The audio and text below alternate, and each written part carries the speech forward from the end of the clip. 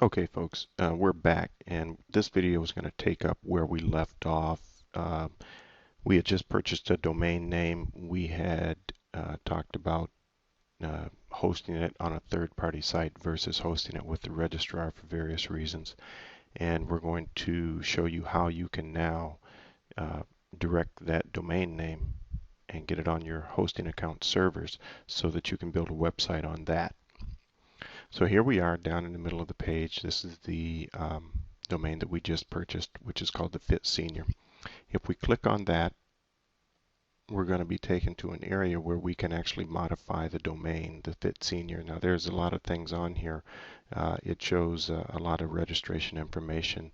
This is where the privacy or the WhoisGuard uh, service comes in handy. So if you don't want people to see your private information, you'll want to have WhoisGuard, because once you own a domain, anybody can look up who owns that domain and find out where you live and what your contact information is.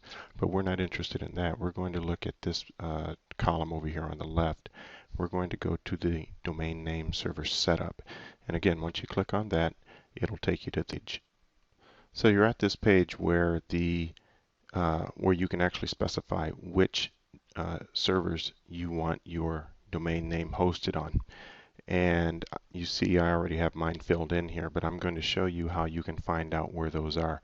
But you have to go back over to your hosting account right now.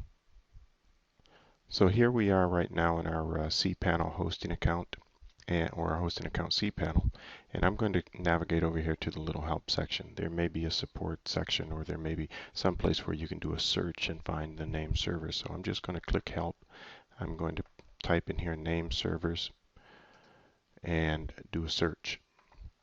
It's going to come up with the HostMonster name servers, and so what I want to do is click on that, and it directs us to this page right here. And as you scroll down, you can see what HostMonster's name servers are, or at least the servers that that my account is listed on. And so what I do is I just highlight that, just do one at a time. Highlight, Control C, copy, then you navigate back over to Namecheap, and you paste it right in there, and go back and do the same thing for NS2. And once you do that, just save your changes, because what that's going to do is it's going to give HostMonster time to identify your domain and give it time so Namecheap can direct your domain name over to HostMonster. Then what you're going to do is you're going to go back over to HostMonster and assign the domain and verify that you're the owner of it. So we come back over to HostMonster and we look at this domain management area right here. What we're going to do is add on a domain.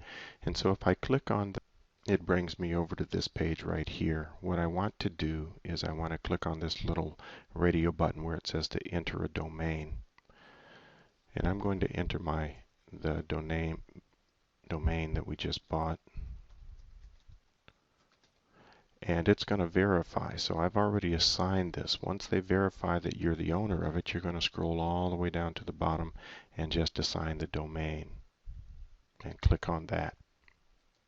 Now I've clicked back over to the control panel, and I want to head over here to the file manager account, because I want to make sure that the file has made it onto the server. And so what I want to do is click my file manager.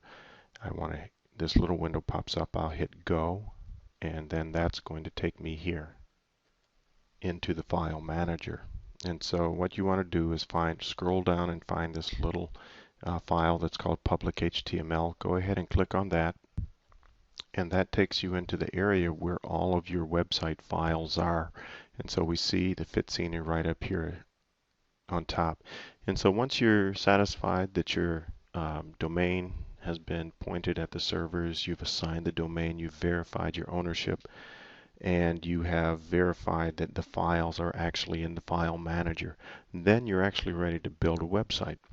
And building a website is basically a one-click install of any content management system that you want. I typically use WordPress, and that's what our videos are going to be showing you how to do, is set up a WordPress blog on your domain that you've just purchased.